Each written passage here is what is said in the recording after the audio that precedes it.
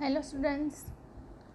SP में हमने transfer of share वो जो टॉपिक है वो कंप्लीट किया है and we have also completed duties of the secretary for share transfer. So today we are going to start transmission of share. So what is transmission of share? when the ownership of the share is transferred compulsorily under any law, then such a transfer is known as transmission of share. मतलब कि compulsory transfer जब होता है तब उसको हम transmission of share बोलते हैं. कि शेयर की जब ट्रांसफ़र कंपलसरी की जाती है तो वो है transmission of share. When the title in share of a person is automatically transferred, it is called transmission of share. कि टाइटल ऑफ शेयर है वो ऑटोमेटिकली ट्रांसफ़र हो जाता है तो वो transmission. Shares are to be transferred under the operation of law when the shareholders is declared to be unsound mind or declared to be insolvent or in case of his death. कभी कभी जो share holder है वो unsound mind का हो जाए, कभी कभी वो इंसॉल्वेंट हो जाता है, कभी कभी उसकी डेथ हो जाती है. तो ऐसे केसेस में क्या होता है कि कंपलसरी कंपनी को शेयर की ट्रांसफ़र करनी पड़ती है. अदरवाइज़ ये शेयर है वो रिस्की हो जाते हैं क्योंकि जो शेयर होल्डर है वो इंसॉल्वेंट हो गया है, अनसाउंड माइंड का हो गया है या फिर उसकी डेथ हो गई है. तो ऐसे केसेस में ट्रांसमिशन होता है. Circumstances for transfer of shares under the operation of law. उसके सर्कमटेंसेस क्या है? तो फर्स्ट सर्कमटेंसी है will is not prepared and there are legal successors. Sometimes shareholder has not prepared will and he expires, then the shares in his name are transferred to successor on the basis of succession certificate. कभी कभी क्या होता है कि जो share holder है उसने अपनी विल प्रिपेयर नहीं की होती तो फिर क्या होता है कि उसका जो सक्सेसर होता है उसके नाम पे जो शेयर्स है वो ट्रांसफ़र हो जाते हैं. तो फर्स्ट था when will is not prepared, तो सर्कमटेंसेस हम देख रहे हैं. दूसरा है will is not prepare and there are no legal successors. पहले केस में क्या था कि लीगल सक्सेसर तो था, दूसरे केस में क्या है कि लीगल सक्सेसर अवेलेबल ही नहीं है. Many a time shareholder has not prepared the will and he has no successor and he expires. In this situation the court many appoint administrator who has the right to conduct. The court may appoint administrator, then the receiver may transfer the share in his name. फिर court है वो appoint करता है administrator और फिर वो decide करता है कि किसको शेयर ट्रांसफ़र करना है. थर्ड है share holder declare to be insolvent. Share holder जब इंसॉल्वेंट डिक्लेयर होता है, इंसॉल्वेंट का मतलब क्या है कि जिसके पास कोई फिर कुछ पैसा या कुछ भी असेट कुछ बचा ही नहीं है, उसके पास कुछ भी नहीं है, तो उसको हम इंसॉल्वेंट बोलेंगे. तो शेयर होल्डर जब इंसॉल्वेंट हो जाता है तब ऐसे केसेस में भी operation of law share transfer होता है. तो share holder declare insolvent. When the share holder is declared to be insolvent by court an official receiver or assignee is appointed by court. Official receiver or assignee है वो court जो है वो court assign करता है और court उसको appoint करता है. The shares are transferred the name of the official receiver. For this the receiver has to present an appointment letter given by the court. और जो अपॉइंटमेंट लेटर है वो रिसीवर को कोर्ट में जो है वो पेश करना है. फोर्थ सर्कमटेंसी है share holder declared to be lunatic. When a share holder is declared to be lunatic, lunatic का मतलब है अनसाउंड माइंड, अ गार्डियन और a trustee is appointed by court.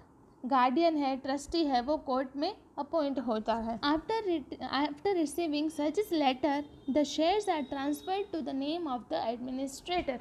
और ये लेटर जब मिलता है तब जो ये शेयर है वो एडमिनिस्ट्रेटर के नेम पे ट्रांसफ़र हो जाता है. नेक्स्ट है death of a person in case of single person company. Single person company है पर्सन की डेथ हो जाती है, शेयर होल्डर की डेथ हो जाती है, on the death of a sole member the person nominated by such member shell be recognized by the company and the company will transfer all shares of that member. The legal representative has the right to get dividend and other privileges. However, such a representative cannot participate in meeting of the company. He cannot utilize rights which are given to shareholder. लेकिन उसका जो administrator है, फिर जो appoint किया गया, वो nominate किया गया पर्सन है कि उस इसकी डेथ हो जाए तो ये नॉमिनेटेड पर्सन है, तो नॉमिनेटेड पर्सन है वो जो राइट्स है वो यूज़ कर सकता है, मतलब कि शेयर्स उसके नाम पे ट्रांसफ़र हो सकते हैं, लेकिन उसको राइट्स जो कंपनी के होते हैं लीगल रिप्रेजेंटेटिव के, कोई भी कंपनी की मीटिंग है तो उसमें जो वोट करने का राइट है वो उसको नहीं मिलता। तो हमने characteristics of share transfer and operation of law वो देखा। अब नेक्स्ट टॉपिक है procedure of transmission of share. Transmission of share की प्रोसीजर क्या है? तो फर्स्ट है information to the company. Procedure of transfer अब हम देख रहे हैं, ट्रांसमिशन की जो प्रोसीजर है वो हम देख रहे हैं। तो फर्स्ट है इंफॉर्मेशन टू द कंपनी। तो फर्स्ट उसमें पॉइंट है इंटीमेशन अबाउट डेथ। कंपनी को कैसे इंफॉर्मेशन मिलेगी? तो लीगल फर्स्ट है उसमें कि intimation about death, legal successor of the share holder has to inform the company about the death of share holder. कि लीगल सक्सेसर है जिसकी डेथ हुई है, उसका लीगल सक्सेसर है, उसको कंपनी को बताना पड़ेगा कि इस शेयर होल्डर की डेथ हो गई है। First share holder is disease. In case of a joint shareholding, other shareholders have to inform the company and produce the death certificate, और उसका डेथ सर्टिफिकेट भी रेडी करना है, तो वो हमने कंप्लीट किया। अब सेकंड है इंटीमेशन अबाउट इंसॉल्वेंसी। तो इंसॉल्वेंसी की भी कंपनी को इन्फॉर्मेशन मिलनी चाहिए, क्योंकि कंपनी पूरा दिन शेयर होल्डर के पीछे नहीं होती, तो उसकी शेयर होल्डर की कोई इन्फॉर्मेशन है तो वो कंपनी को देनी पड़ती है। तो सेकंड है अबाउट इंसॉल्वेंसी। फर्स्ट हमने देखी डेथ की, सेकंड है about insolvency. When a share holder is declared insolvent the company has to be inform by receiver appointed by the court. Court ने जो रिसीवर उसका अपॉइंट किया है उसको जो है वो कंपनी को इन्फॉर्म करना पड़ेगा। थर्ड है इंटीमेशन रिगार्डिंग ल्यूनाटिक्स अनसाउंड माइंड। ल्यूनाटिक का मतलब है कि जिसका मतलब दिमाग में कोई प्रॉब्लम हो गया है, वो अनसाउंड माइंड का हो गया है, तो वो intimation regarding lunatics or unsound mind. Whenever a share holder is declared a lunatic by court, his guardian or trustee is appointed by court, the guardian or trustee should inform the company. और guardian or trustee को company को inform करना पड़ता है। उसके बाद second point है, first है इंफॉर्मेशन टू द कंपनी कि उसकी डेथ हो गई, इंसॉल्वेंसी या ल्यूनाटिक। अब उसके बाद क्या होता है, verification of ownership documents. Company जब शेयर ट्रांसफ़र करेगी तब उसके जो डॉक्यूमेंट्स है वो वेरीफाई भी करेगी, ठीक है। तो verification of ownership documents. When ever A company is informed about death, insolvency, lunacy or all the legal document authentically have to be verified by the company। उसके बाद क्या हो, सब डॉक्यूमेंट्स है वो कंपनी वेरीफाई करेगी। और उसके बाद क्या होगा, notice issued by company to the representative. Notice है वो कंपनी जो है वो उसके रिप्रेजेंटेटिव को नोटिस भेजेगी। If the company is satisfied with the documents, company को डॉक्यूमेंट्स ठीक लगते हैं तो authority letter, verdict of the court received from the receiver, trustee, legal heads, it issues the notice to such representatives।